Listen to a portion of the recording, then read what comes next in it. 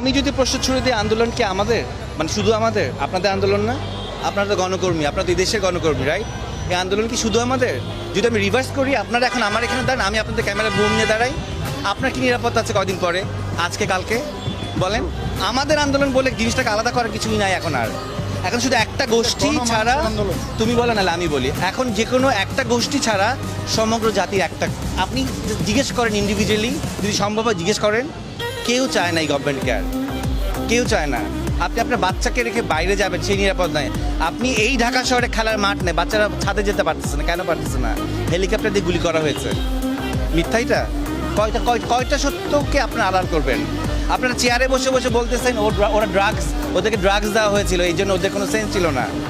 তো ড্রাগস নিলে আপনি মেরে ফেলতে পারেন? কোন রাষ্ট্রের আইনে আছে একজন ড্রাগ অ্যাডিক্টে গুলি করে মারা যায়? আমি ড্রাগস নিয়েছি, এটা দায়বদ্ধতা আমার ফ্যামিলি, আমার প্যারেন্টসের। আমি ড্রাগস নিয়ে যদি সমাজে কোনো ক্ষতি না করি, আপনি তো আমাকে মারতে পারেন না, পারেন? বাংলাদেশে তো অনেকেই গোপনে গোপনে ড্রাগস নেয়, ধরে ধরে মেরে ফেলেন। এগুলো স্থূল কথা বলা বন্ধ করেন। আপনাদের নির্লজ্জ লাগা, আপনারা নির্লজ্জ। আপনাদেরকে আসলে কোন কথা বললে আপনাদের লজ্জা হবে আমি জানি না। পুরো জাতি আপনাদেরকে এত কথা বলতেছে, ফেসবুক বন্ধ করেছেন, ইন্টারনেট বন্ধ করেছেন, কতদিন বন্ধ থাকবেন? বহির্বিশ্বের চাপের জন্য এখন ফেসবুক অন করতে বাধ্য হয়েছেন, এটাও আমরা জানি। তারপর ইতিহাস থেকে যায়, ইতিহাস থেকে যায়।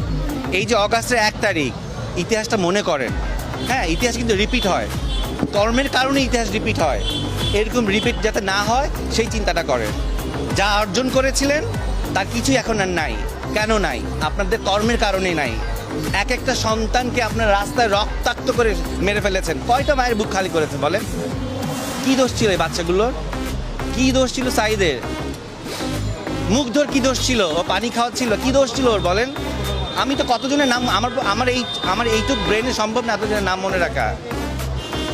এইটা শেষ কথায়। আর মায়া কান্না, আমরা যেই সেক্টরে কাজ করি, আমরা ক্যামেরার সামনে কাজ করি, কোনটা সত্যিকারের কান্না? আমরা মিথ্যাকে সত্যি বলেই অ্যাক্টিং করি, রাইট? আমরা বুঝি কোনটা অ্যাক্টিং, জনগণ এখন বুঝে।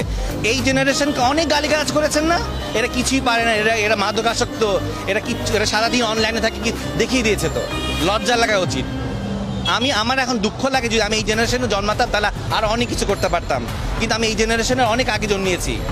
কিন্তু সেই দুঃখটাও আমার লাগে যে তাহলে আমি ওদের সাথে নিজেকে একাত্মতাবাদ করতে পারতাম। 15 দিন ঘরে বসেছিলাম, বলবো কি বলবো না, মানসিক যন্ত্রটা, রাতে ঘুমাতে পারি না।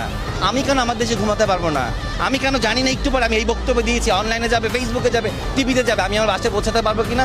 আমার যাওয়ার কথা ছিল ব্যাংকে। আমি যখন জানতে পারলাম সমগ্র শিল্পীরা আজকে এক হয়েছে, আমি চলে আসি, আমি আমার প্ল্যান ছুঁড়ে ফেলে দিয়ে আসি, আমার ব্যাংকের কাজ সানডেতে করবো। কেন আজকে এসছি? আর কতদিন চুপ থাকবো বলেন? আমি আজকে নাই হয়ে যেতে পারি। আমি হয়তো বাসা থেকে ঘুমাতে গেলাম, দেখবো হয়তো পুলিশ আসে, নিয়ে যাবে আমাকে। তারপর আপনারা কি করবেন? পরের দিন আপনারা দেবেন ওনাকে ধরে নিয়ে গেছে। এতটুকুনি আপনাদের দায়িত্ব, এর বেশি কিছু না। আপনারাও নামেন, আপনারা নিজেদের ক্যামেরা নিজেরা ঘুরান, বুমটা দিয়ে কথা বলেন। হ্যাঁ, বেতনের কথা বাদ দেন, চাকরির কথা বাদ দেন। দেশ না ঠিক থাকলে বেতন কোত্থেকে আসবে আপনাদের? ভালো থাকেন। চাওয়া কি? চাওয়া সমগ্র জনগণ যা চাচ্ছে তাই।